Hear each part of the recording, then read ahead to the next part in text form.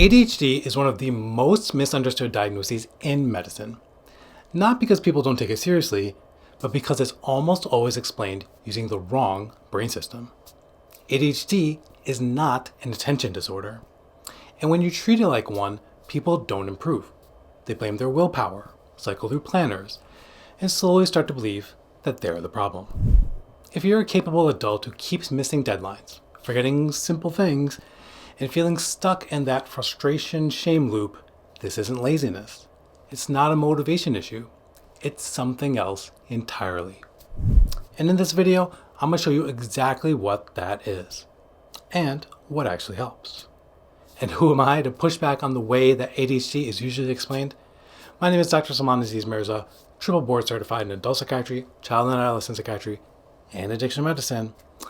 And well, it only took me college, failing out of dental school, a master's degree, med school, residency, fellowship, and a job as a psychiatrist to realize that I have ADHD too.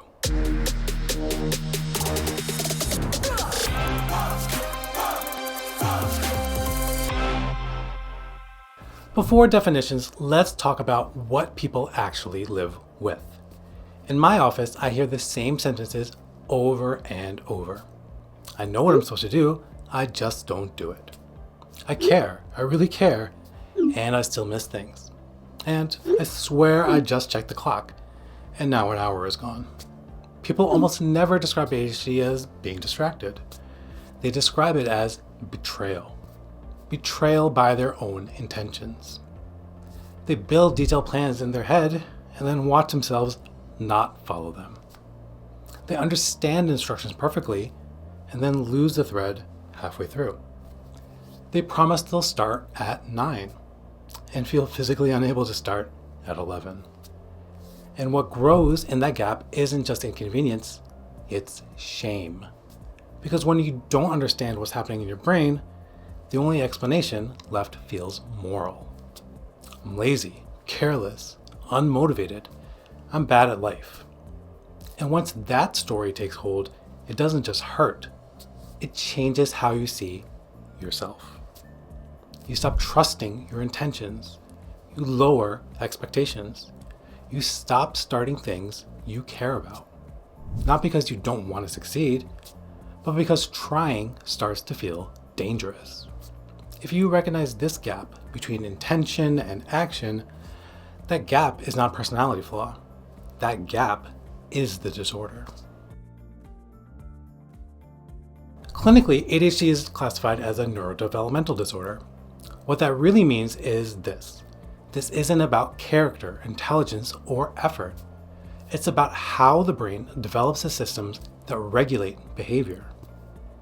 The system that matters most in ADHD is executive functioning. Executive functions are the brain's management tools. They're what allows you to take something that exists in the future, like a deadline, a goal, an intention, and turn it into something you actually do in the present. They help you start, stay, shift, stop, and regulate emotion while you're doing all of that. When executive function is working well, behavior feels steerable. When it's inconsistent, life feels harder than it should, even when you're capable. Here's the analogy that I use. Think of your brain like a major airport. At any moment, there are thoughts, emotions, urges, memories, and distractions all trying to land. Executive function is the control tower. Its job is to sequence, prioritize, delay, and redirect. In ADHD, the planes are fine. The pilots are fine. But the tower is understaffed. So everything tries to land at once. And important gets bumped by interesting. Long-term gets hijacked by urgent. Emotion bypasses the tower entirely. And the result isn't low intelligence, it's chronic dysregulation. This is why people with ADHD often don't lack goals, they lack access. This model also explains one of the most confusing parts of ADHD. Sometimes you can focus extremely well. Hyperfocus is real. People with ADHD can lock in for hours on things that are novel, urgent, interesting, or emotionally charged.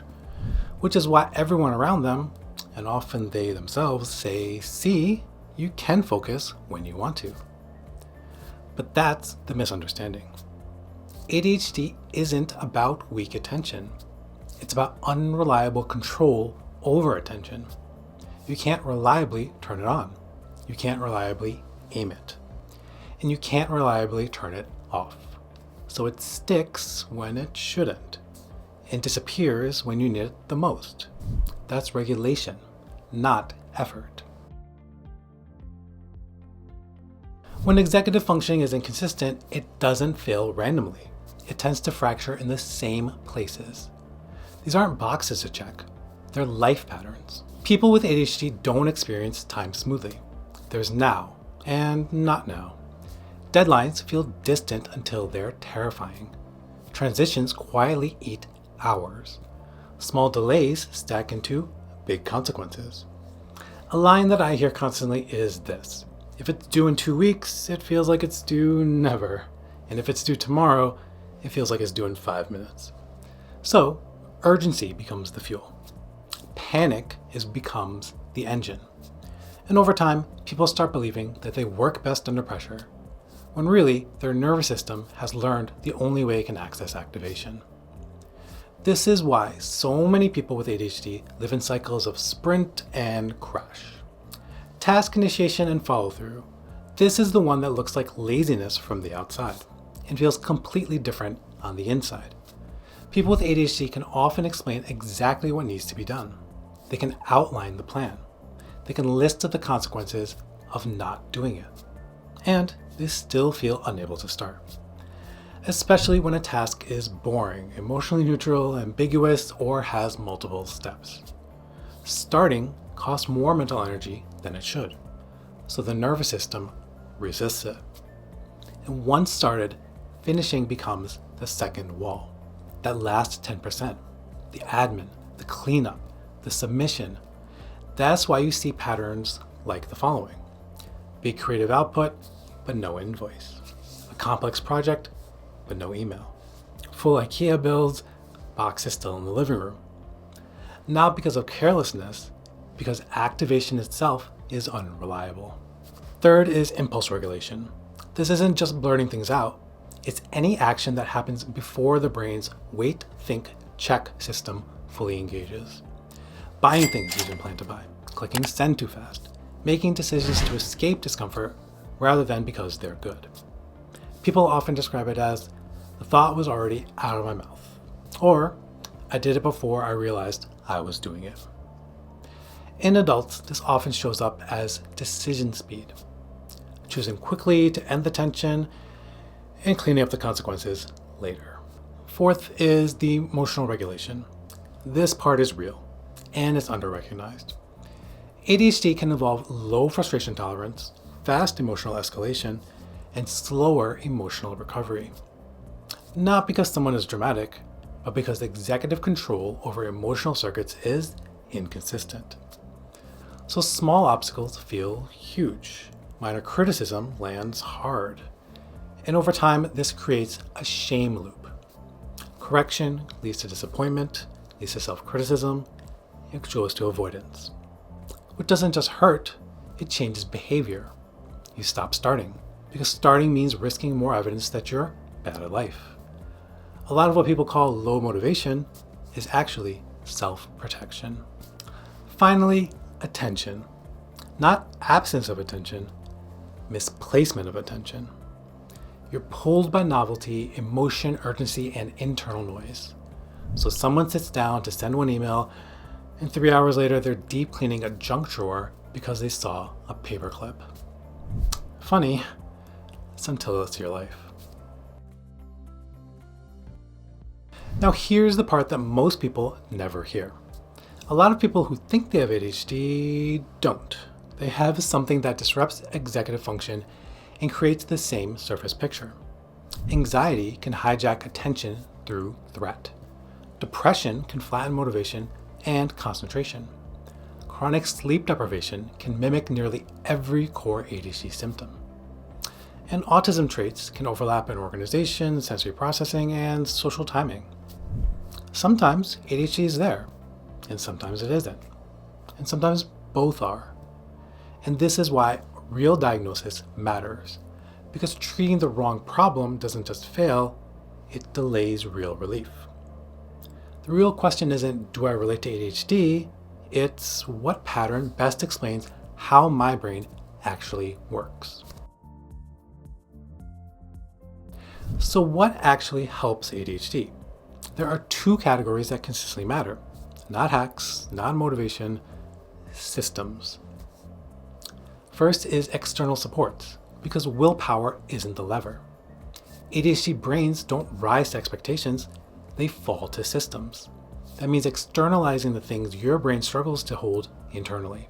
Externalizing time, externalizing memory, reducing friction, chunking tasks, pairing effort with interest, and protecting sleep. This isn't self-help, it's prosthetics. No one tells someone with poor vision to try harder to see. You give them glasses. So external supports do the same thing for regulation. The second category is medication, when it's appropriate. Not to change personality, not to create discipline, but to support regulation. Medication doesn't give skills, it gives access. And when access improves, everything else works better. Therapy works better, coaching works better, strategies finally stick, and life becomes easier to steer. The goal overall isn't to become someone else, it's to stop fighting your nervous system and start supporting it. If this video did its job, you should leave with a different story about yourself. Not, why can't I just try harder, but what kind of regulation does my brain actually need? ADHD isn't about effort, it's about access. And when access improves through the right supports and sometimes medication, people don't become different, they usually become more themselves. A good place to start is a validated screener like the ASRS, which I'll link below, followed by a proper evaluation that looks at developmental patterns, real-world impact, and possible lookalikes. And while you're doing that, start treating your environment like part of your care. Externalize time, lower friction, and protect your sleep. This video is part of a larger series that I'm building called Psych Disorders 101, where we break down common psychiatric conditions in a clear, practical, non-shaming way.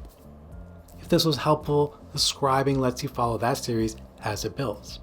And the next topic coming up is anxiety, or maybe depression, which is one of the more common reasons that ADHD gets missed, confused, or misdiagnosed.